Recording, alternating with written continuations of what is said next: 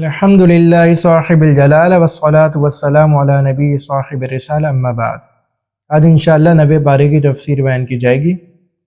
اللہ تعالیٰ نے یہاں پر اس بات کو بیان کیا کہ کس طرح اللہ تعالیٰ سے برکات کو حاصل کیا جائے، کس طرح اللہ تعالیٰ سے دنیاوی فراوانی کو حاصل کیا جائے، کس طرح دنیاوی نعمتوں کو اور دنیاوی برکات کو اپنا مقدر بنایا جائے۔ تو اللہ تعالیٰ قرآن حکیم میں ارشاد فرماتے ہیں لو ان اہل القریٰ آمنوا واتقوا لفتحنا علیہم برکات من السماء والارض۔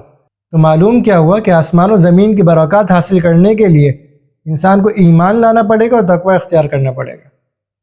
تقوی انسان کی جس طرح آخرت کو بناتا ہے نا، اسی طرح دنیا کو ہی بناتا ہے۔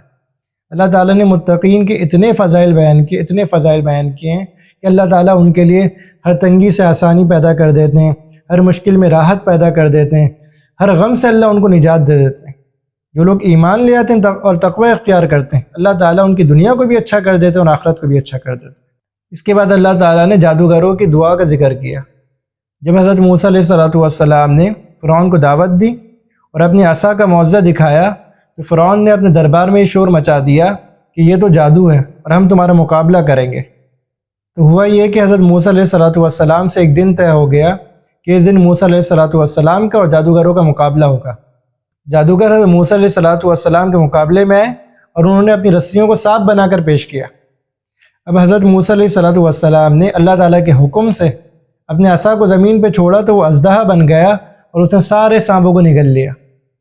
اب جادوگروں نے جب یہ دیکھا تو انہیں اندازہ ہو گیا کہ یہ جادو تو نہیں ہے، اگر یہ جادو ہوتا تو ہم اس کا مقابلہ جاری رکھتے، ہم اس کا توڑ پیش کرتے، لیکن معلوم ہو گیا کہ جادو نہیں ہے، یہ اللہ تعالیٰ کی طرف سے معجزہ ہے۔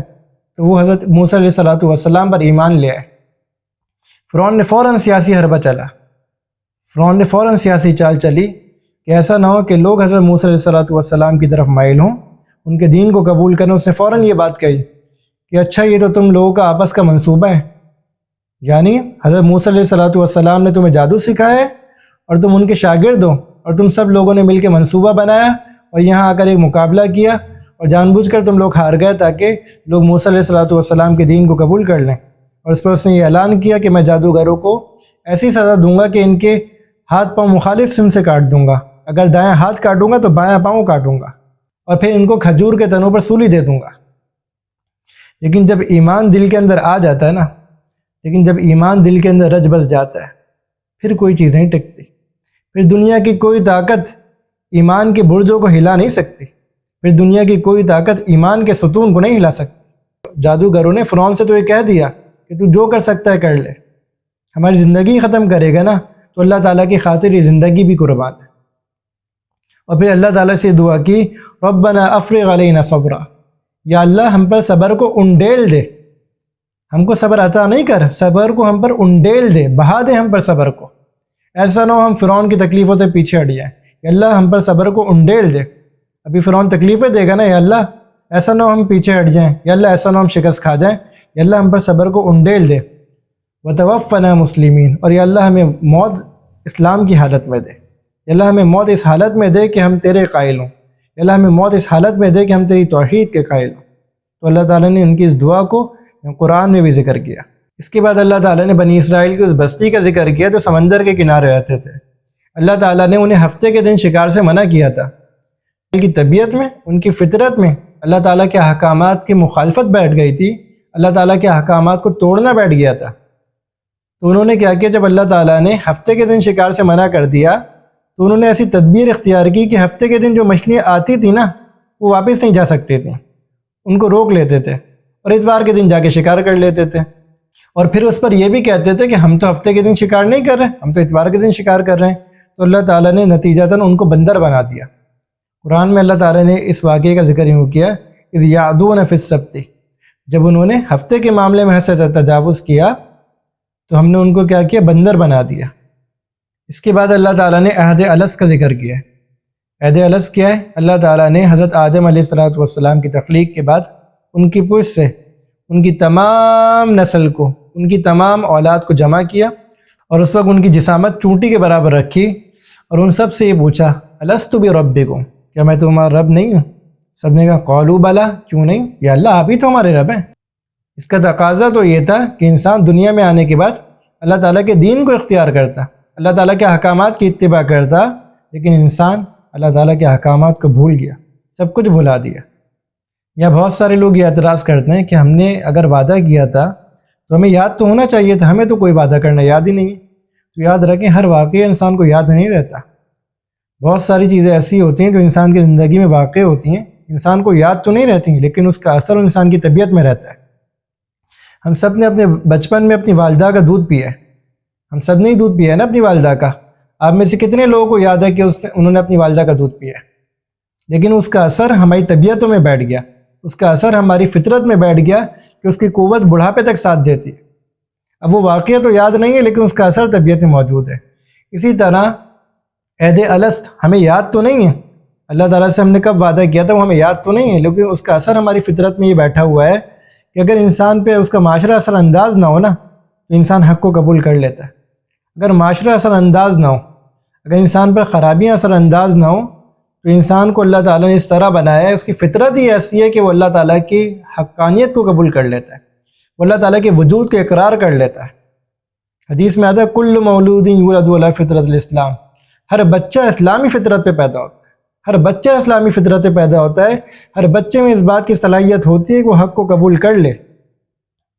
ابواہ یحودانہ او ینصرانہ، لیکن اس کے والدین یا تو اس کو یہودی بنا دیتے ہیں یا نصرانی بنا دیتے ہیں، اور بعض حدیث میں آتا ہے او یمجسانہ، یا اس کو مجوسی بنا دیتے ہیں۔ تو اگر معاشرہ اثر انداز نہ ہو نا، اگر خارجی ماحول اثر انداز نہ ہو، تو انسان کے اندر اس بات کی صلاحیت ہے وہ حق کو قبول کرے، اور یہ اسی عہد الست کی برکت ہے، وہ جو ہم نے اللہ تعالیٰ سے عہد کیا تھا یہ اسی کی برکت ہے۔ اس کے بعد اللہ تعالیٰ نے بلعام بن باورہ کے واقعے کو ذکر کیا ہے۔ یہ فلسطین کے اندر معاب نامی جگہ کے اندر رہتا تھا، معاب نامی علاقے کے اندر، یہ فلسطین کے اندر مقیم تھا۔ یہ شخص اللہ تعالیٰ کی بہت زیادہ عبادت کرتا تھا، نتیجے میں اللہ تعالیٰ نے اسے مستجاب الدعوات بنا دیا کہ اس کی ہر دعا قبول ہو جاتی تھی۔ اب حضرت موسیٰ علیہ السلام جب اس کی قوم پر حملہ کرنے کے لیے تشریف لا رہے تھے تو بادشاہ نے اسے حضرت موسیٰ علیہ السلام کے خلاف بد دعا کرنے کا کہا، تو اس نے پہلے تو انکار کر دیا، لیکن اس کے بعد بادشاہ نے اسے لالچ دی، اسے مال دکھایا۔ جب مال کی چمک نے اس کے ایمان کو خرید لیا نا اور وہ بد دعا کرنے کے لیے راضی ہو گیا، اس نے حضرت موسیٰ علیہ السلام کے خلاف بد دعا کرنا شروع کی۔ اللہ تعالیٰ نے اس کی زبان سے ایک بد دعا بھی حضرت موسیٰ علیہ السلام کے خلاف نہیں نکلوائی، بلکہ ان کے حق میں دعا نکلوائی، اور اس کی قوم کے خلاف الٹا اس کی زبان سے بد دعا نکلنا شروع ہو گئی۔ اور اللہ تعالیٰ نے اس کو عذاب یہ دیا کہ اس کی زبان کو اللہ تعالیٰ نے کتے کی طرح باہر لٹکا دیا۔ اب اس نے کیا کہا کہ میں تو ہلاک ہو چکا ہوں نا، لیکن میں تمہیں ایک اور راستہ بتاتا ہوں، تم ایک کام کرو، اپنی عورتوں کو موسیٰ علیہ السلام کے لشکر کے پاس بھیج دو، ان کے خیموں میں بھیج دو، اور وہ جو کرنا چاہیں ان کو کرنے دو۔ جب وہ زنا کریں گے نا تو اللہ تعالیٰ کا عذاب نازل ہو جائے گا۔ ان کے لشکر والوں نے خواتین کے ساتھ زنا کیا اور اللہ تعالیٰ کا عذاب نازل ہوا اور وہ کسی بیماری کے اندر مبتلا ہو گئے۔ یہاں بہت سارے لوگوں نے یہ بات لکھی ہے کہ بلعام کا قصور کیا تھا کہ اس نے نبی کے خلاف بد دعا کی جرات کی۔ جہاں بلعام کا یہ قصور تو تھا ہی تھا، وہاں ایک اور قصور بھی تھا کہ وہ اللہ تعالیٰ کی رحمت سے مایوس ہو گیا تھا۔ اس نے کیا کہا کہ میں تو برباد ہو ہی چکا ہوں، تو میں ایک اور تدبیر بتا دیتا ہوں۔ اگر اسے یہ خیال نہیں آتا نا کہ میں برباد ہو چکا ہوں، اب میرا کچھ نہیں ہو سکتا، تو شاید اللہ تعالیٰ کے آگے گڑ گڑا جاتا، اللہ تعالیٰ کے آگے رو جاتا، تو ہو سکتا ہے بچ جاتا۔ قرآن نے اس واقعے کو اس طرح ذکر کیا، وَاتْلُ عَلَيْهِمْ نَبَأَ الَّذِي آتَيْنَاهُ آيَاتِنَا، کہ نبی اپنے صحابہ کو اس آدمی کا قصہ سنا دیجئے جسے ہم نے اپنے پاس سے نشانیاں دی تھیں۔ اس کے بعد اللہ تعالیٰ نے اسے ایک سوال کا جواب دے دیا جو آج کل ہمارے معاشرے میں بہت زیادہ پوچھا جاتا ہے۔ لوگ پوچھتے ہیں قیامت کب واقع ہوگی، تو اللہ تعالیٰ نے فرما دیا قُلْ إِنَّمَا عِلْمُهَا عِنْدَ رَبِّي، کہہ دیجئے کہ اے نبی کہہ دیجئے اس کا علم صرف اور صرف اللہ تعالیٰ کے پاس ہے۔ کسی ولی کو، کسی بزرگ کو اس بات کا علم نہیں ہے کہ قیامت کب واقع ہوگی۔ یہ جو لوگ ہمارے یہاں اندازے لگاتے رہتے ہیں نا، یہ جو لوگ ہمارے یہاں تخمینے سے تاریخ نکالتے رہتے ہیں، تو اللہ تعالیٰ نے ان کی صاف تردید فرما دی ہے قُلْ إِنَّمَا عِلْمُهَا عِنْدَ رَبِّي، کہ اس کا علم تو صرف اور صرف اللہ کے پاس ہے، اس لیے تخمینے لگانے کی ضرورت نہیں ہے، اندازے کرنے کی ضرورت نہیں ہے کہ قیامت کب آ رہی ہے۔ ہم نے تو اپنے بچپن میں سنا تھا قیامت 2012 میں آ رہی ہے، اب وہ پتہ نہیں کون سا 2012 تھا جس میں قیامت آئے گی۔ تو قیامت کے لیے تخمینے لگانے کی ضرورت نہیں ہے، بجائے اس فکر میں کہ قیامت کب آئے گی اس کی فکر کر لیں کہ آپ نے قیامت کے لیے کیا کیا ہے، ورنہ قیامت خود بتا دے گی قیامت کیوں ضروری تھی۔ اس کے بعد اللہ تعالیٰ نے اخلاق کے عمدہ ترین پیمانوں کا ذکر کیا۔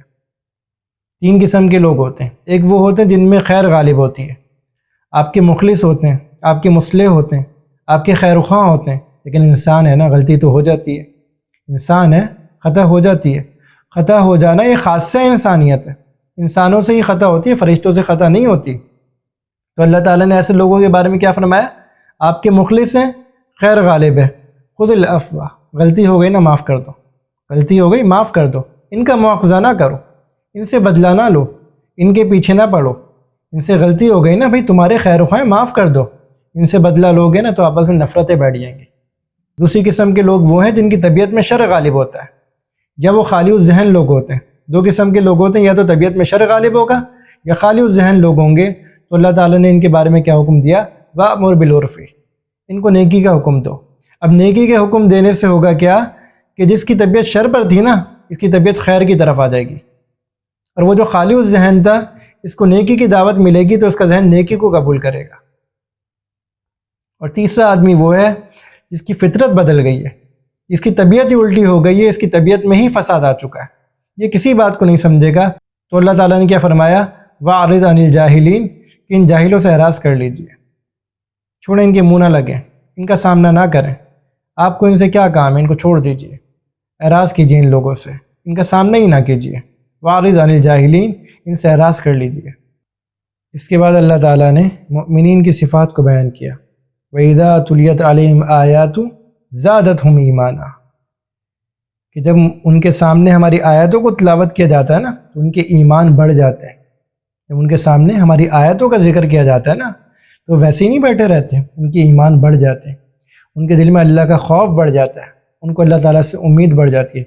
ایمان خوف اور رجا کے درمیانی کیفیت کا نام ہے۔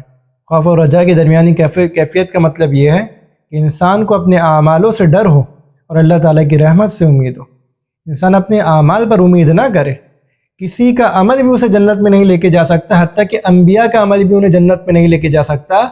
انبیاء کو بھی جو چیز جنت میں لے کے جائے گی وہ صرف اور صرف اللہ تعالیٰ کی رحمت ہوگی، کیونکہ کوئی بھی اللہ تعالیٰ کی بندگی کا حق ادا نہیں کر سکتا۔ تو اللہ تعالیٰ نے کیا صفات بیان کی کہ جب ان کے سامنے ہماری آیتوں کو ذکر کیا جاتا ہے ان کے ایمان بڑھ جاتے ہیں۔ اور ایک اور صفت ان کی کیا بیان کی؟ وَعَلَىٰ رَبِّهِمْ يَتَوَكَّلُونَ، اور وہ اپنے رب پر بھروسہ کرتے ہیں، انہیں دنیاوی اسباب پہ بھروسہ نہیں ہوتا۔ ہاں دنیاوی اسباب اختیار کرتے ہیں، دنیاوی اسباب کا اختیار کر لینا یہ توکل کے منافی نہیں ہے، یہ توکل کے خلاف نہیں ہے، لیکن بھروسہ اللہ کی ذات پر ہوتا ہے۔ انہیں دنیاوی اسباب پہ بھروسہ نہیں ہوتا، کوئی بھروسہ نہیں کرتا ہے، دنیاوی اسباب پہ بھروسہ نہیں ہوتا۔ اس کے بعد اللہ تعالیٰ نے اپنی نبی کی شان اور استغفار کی فضیلت کا ذکر کیا، کیا فرمایا؟ وَمَا كَانَ اللَّهُ لِيُعَذِّبَهُمْ وَأَنْتَ فِيهِمْ، کہ نبی آپ ان کے درمیان ہیں تو اللہ تعالیٰ ان کو عذاب کیوں دے گا؟ اللہ تعالیٰ ان کو عذاب دے کر کیا کرے گا؟ آپ ان میں موجود ہیں، ان کے اپنے اعمال جو اس قابل نہیں ہیں کہ یہ عذاب سے بچیں، لیکن یہ نبی آپ ہیں، آپ کی برکت یہ ہے کہ ان کو عذاب نہیں ہوگا، یہ نبی کی برکت ہے۔ اللہ تعالیٰ نے نبی کی فضیلت کو ظاہر کیا، نبی کے مقام کو بتایا کہ نبی کا مقام اتنا بڑا ہے کہ تمہارے نامہ اعمال جتنے بھی گندے ہیں لیکن اللہ تعالیٰ تم پر عذاب نازل نہیں کر رہے کیونکہ یہ نبی تمہارے درمیان موجود ہے۔ اور یہاں اللہ تعالیٰ نے استغفار کی فضیلت کو بھی ذکر کیا، وَمَا كَانَ اللَّهُ مُعَذِّبَهُمْ وَهُمْ يَسْتَغْفِرُونَ، اور اللہ تعالیٰ ان کو عذاب نہیں دے گا جبکہ وہ استغفار کر رہے ہیں، جبکہ وہ استغفار کر رہے ہیں تو اللہ تعالیٰ ان کو عذاب نہیں دے گا۔ استغفار کی فضیلت بھی اتنی ہے کہ انسان خطا کرتا جائے اللہ سے توبہ کرتا جائے، انسان سے خطا پھر ہو جائے اللہ سے توبہ کرے تو توبہ کرنے والوں پہ اللہ کے عذاب نازل نہیں ہوتے۔ اللہ تعالیٰ کے عذاب ان لوگوں پہ نازل ہوتے ہیں جو اپنے گناہوں پہ جری ہو جاتے ہیں، جنہیں توبہ کا خیال نہیں آتا، جو اللہ تعالیٰ کے آگے آنسو بہا لیتے ہیں نا، ان کے آنسو جہنم کی آنکھ کو بجھا دیتے۔ اس کے بعد اللہ تعالیٰ نے جہاد کی فضیلت کو اور جہاد کی اہمیت کو بیان کیا، وَقَاتِلُوهُمْ حَتَّى لَا تَكُونَ فِتْنَةٌ وَيَكُونَ الدِّينُ كُلُّهُ لِلَّهِ، اور ان سے قتال کرو یہاں تک کہ سارا کا سارا فتنہ ختم ہو جائے، ان سے قتال کرو یہاں تک کہ سارا کا سارا فتنہ دب جائے، ختم ہو جائے، اور دین سارا کا سارا اللہ تعالیٰ کے لیے ہو جائے۔ ان سے کب تک جہاد کرنا ہے؟ جب تک کوئی عرض پر فتنہ نہ بچے اور ساری دنیا میں اللہ کا دین نافذ ہو جائے، ساری دنیا میں اللہ کا دین نافذ ہو جائے تب تک جہاد کرنا ہے۔ جہاد الجہاد ماض الی یوم القیامہ، جہاد قیامت تک جاری رہے گا، یاد رکھیں جہاد کو کوئی ختم نہیں کر سکتا۔ جب سے مسلمانوں نے جہاد کو چھوڑا ہے مسلمان پسپائی کا شکار ہو گئے۔ جب تک مسلمان میدان جہاد میں تھے، جب تک مسلمانوں نے اپنی تلواروں کو ہاتھ میں رکھا ہوا تھا اور مسلمانوں کی کمر بستہ تھی، مسلمان دنیا کے فاتح تھے اور مسلمانوں کے سامنے دنیا کی عظیم طاقتوں نے گھٹنے ٹیک دیے تھے۔ لیکن جب سے امت مسلمہ نے اس اہم فریضے کو چھوڑا، امت مسلمہ ذلیل و خوار ہو گئی، رسوا ہو گئی اور معاشرے میں ایک دھبا بن گئی۔ اللہ تعالی ہم سب کو اپنے دین کی حفاظت کی توفیق عطا فرمائے اور ہم سب کو عمل کرنے کی توفیق عطا فرمائے۔ وآخر دعوانا ان الحمد للہ رب العالمین۔